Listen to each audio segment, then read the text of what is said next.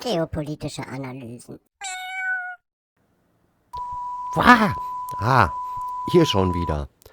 Willkommen zurück zu den geopolitischen Analysen im historischen Kontext. Diesmal sprechen wir über die Ukraine und fragen uns, was soll das und kann das weg? Um diese Fragen zu klären, gebe ich euch zuallererst einen turbovereinfachten Einblick in die durchaus turbulente Geschichte dieses geschundenen Volkes. Danach blicken wir kurz auf die jüngste Geschichte der Ukraine und ihr werdet selber bereits Parallelen erkennen. Zuletzt analysieren wir, warum genau die Ukraine weg von Russland und hin zu Europa strebt und erörtern schließlich die Frage: Ukraine, was soll das? Kann das weg? Viel Spaß mit der dritten Folge. Vergesst bitte nicht zu abonnieren und zu liken, falls euch das Video gefällt und ihr am Ende das Gefühl habt, einen besseren Durchblick zu diesem wichtigen Thema zu haben. Nun denn, was ist die Ukraine? Hier die Geschichte im Ultraschnelldurchlauf und leicht zu merken. Ganz grob vereinfacht lässt sich die Geschichte der Ukraine in 3 Teile einordnen. Erstens Polens Herrschaft über die Ukraine. Zweitens Abwendung von Polens Herrschaft und Hinwendung zur russischen Herrschaft über die Ukraine. Und drittens aktuell die Abwendung von russischer Herrschaft und Rückwendung zu Polen und Europa. Wie der Name der Ukraine schon sagt, Ukraina, Beiland oder wörtlich das Beiländle, ist es ein Grenzstaat zweier konkurrierender, einst großer Nationen im Osten Europas, Polens und Russlands. Historisch betrachtet kann man die These aufstellen, dass in Osteuropa diejenige Nation das Sagen hat, welche die Ukraine unter sich weiß. Dies galt in etwa 300 Jahre lang für das Königreich Polen-Litauen von 1363 bis 1648. Es war eben diese Zeit, wo Polen am mächtigsten wurde und sogar Moskau einnehmen konnte.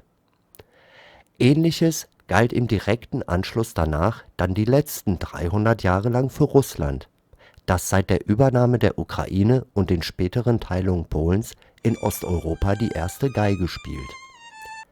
Wir sehen also, die Rede ist von einem ganz besonderen Land. Aber wie sah das Ganze aus der Perspektive der Ukrainer aus? Aus der Sicht der Ukrainer waren beides Besatzer. Als die Polen die Herren in ihrem Lande waren, wurden die Ukrainer praktisch zu Pflügen und Schwertern herabgewürdigt. Sie durften einerseits für die polnische Sache kämpfen und dafür ihr Leben geben, meist jedoch ohne dafür jegliche Privilegien in ihrem eigenen Land zugestanden zu bekommen, und andererseits durften sie Felder auf ukrainischem Boden bestellen, die jedoch polnischen Grundherren gehörten. Wie im Königreich Polen-Litauen üblich, konnten die Ukrainer jedoch ihre Sprache, ihre Kultur, Religion und ihre Traditionen bewahren.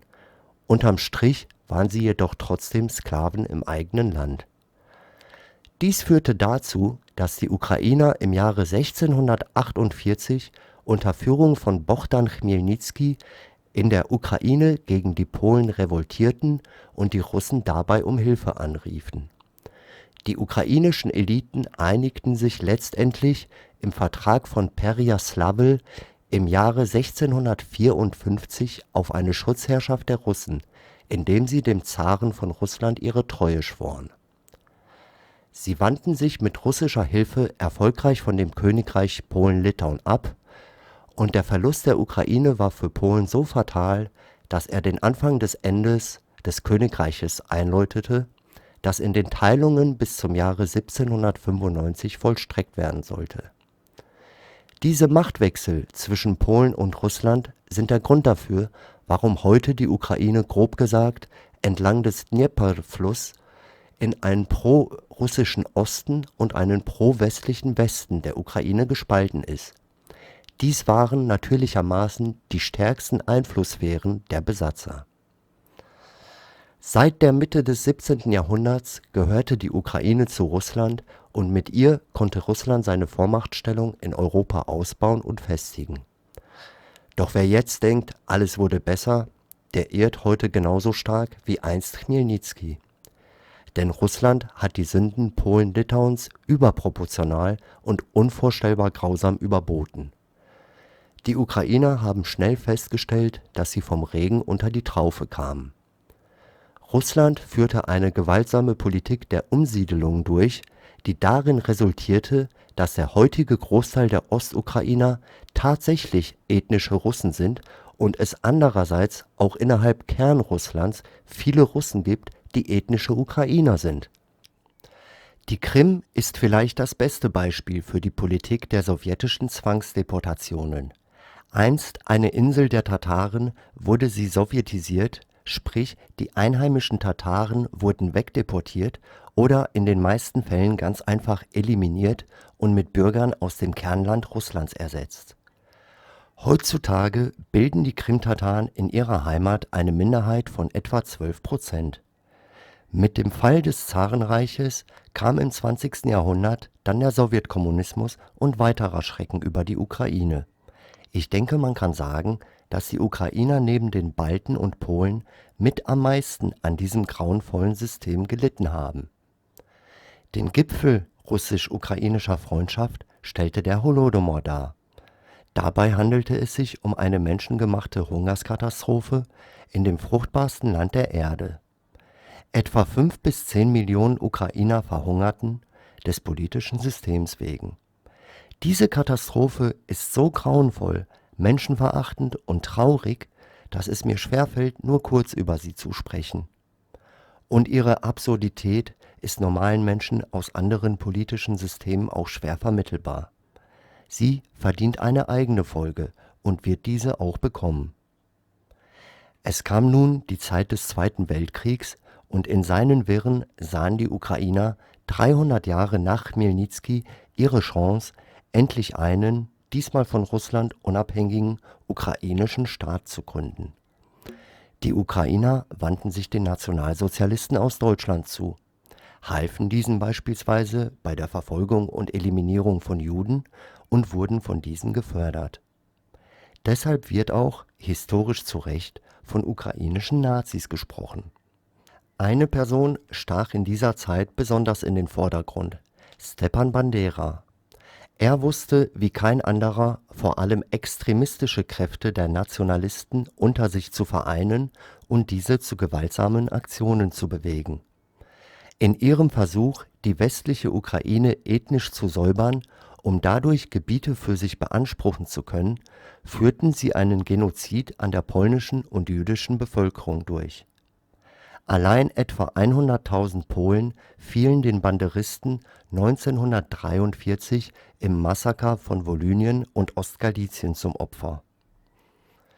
Mit den Nazis um Stepan Bandera machen wir auch den Sprung in die jüngste Geschichte der Ukraine, denn sie spielen auch heutzutage leider wieder eine gewichtige Rolle. Die Farben der Banderisten, Rot und Schwarz, waren auf dem Euromaidan vom Jahre 2013 für den westlichen Zuschauer unsichtbar, für jeden Osteuropa- und Ukraine-Kenner leider aber nicht zu übersehen, und sie sorgten für Erschaudern. Sie sorgten auch dafür, dass Putin ein Argument für seine Spezialoperation hatte. Leider ein starkes und zum Teil auch legitimes Argument, welches er in seinem Sinne ausschlachten konnte. Denn die Ukrainer haben sich nie von Stepan Bandera distanziert. Schlimmer noch, im Jahre 2005 verlieh absurderweise, möchte man meinen, ausgerechnet der pro-westliche Präsident der Ukraine, Viktor Juschtschenko, Stepan Bandera offiziell den Titel des Helden der Ukraine, welcher ausgerechnet vom prorussischen Präsidenten Janukowitsch einige Zeit später wieder zurückgenommen wurde. Was also soll dieses politische Spiel um eine solch kontroverse Figur? Es ist im Grunde ebenso einfach wie traurig. Ein Volk, das so viele Jahre unter der Herrschaft anderer Völker gelitten hat, hat nicht viele Volkshelden, zwischen welchen es wählen kann. Gerade unter den letzten 300 Jahren russischer Herrschaft konnte keine Rede sein von einer sich frei entfaltenden, unabhängigen ukrainischen Kultur. Es gab sogar russische Versuche, den großen ukrainischen Poeten Taras Schewtschenko zu einem Russen zu machen. Hinzu kommt die Tatsache, dass gerade in Konflikt- und Kriegszeiten nationalistische sowie extremistische Gruppierungen immer die stärksten Zuläufe genießen. Dies soll keine Entschuldigung oder Relativierung der heutigen Gruppen sein, sondern eine Erklärung, aus welchem Hintergrund sie kommen und mit welcher Dynamik sie entstehen. Im Jahre 2010 wurde Janukowitsch, ein prorussischer Politiker, zum Präsidenten gewählt. Er versprach den Menschen während der Wahl die von ihnen erwünschte Annäherung an den Westen. Fragen wir uns hier einmal kurz: Warum wollte das ukrainische Volk denn eigentlich mit Russland brechen und eine Annäherung an den Westen und die EU wagen? Um dies zu verstehen, muss man Folgendes berücksichtigen: In den 1990er Jahren, kurz nach dem Fall der Sowjetunion, war die Ukraine wirtschaftlich auf einem höheren Niveau als Polen. Um jetzt keine Missverständnisse aufkommen zu lassen, das bedeutet nicht, dass es sich bei der Ukraine um ein reiches Land handelte.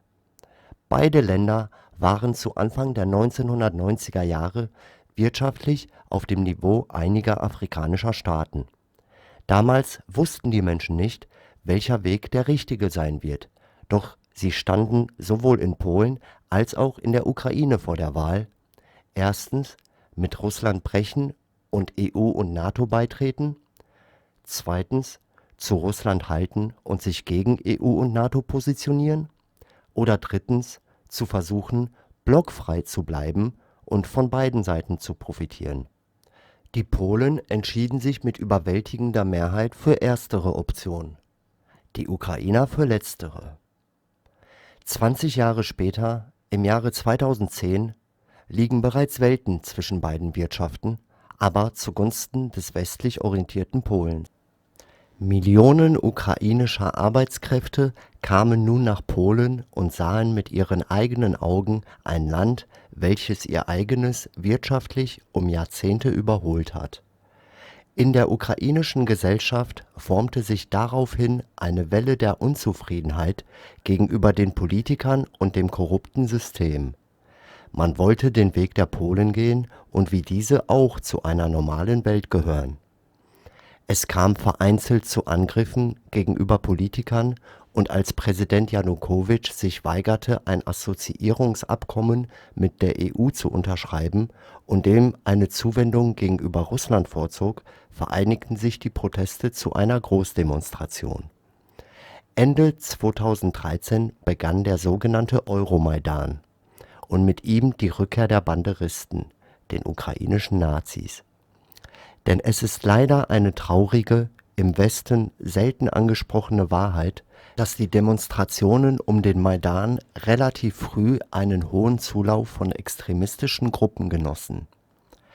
Als der ukrainische Staatsapparat dann auch noch mit purer Gewalt im Ex-Sowjet-Stil auf die Demonstrationen reagierte und unter anderem seine militarisierten Spezialtruppen Berkut mit Schlagstöcken und Gummigeschossen auf die Demonstranten hetzte, kam das Fass zum Überlaufen. Es kam die Stunde der rechtsextremistischen militanten Gruppen, die sich, gemeinsam mit den Demonstranten gegen die Staatsgewalt kämpfend, zu ihren Beschützern stilisieren konnten. Man kann es den normalen Ukrainern also nicht zum Vorwurf machen, wenn diese sich in ihrem damaligen und jetzigen Kampf gegen Russland auf alle Kräfte stützen, die sie zur Verfügung haben.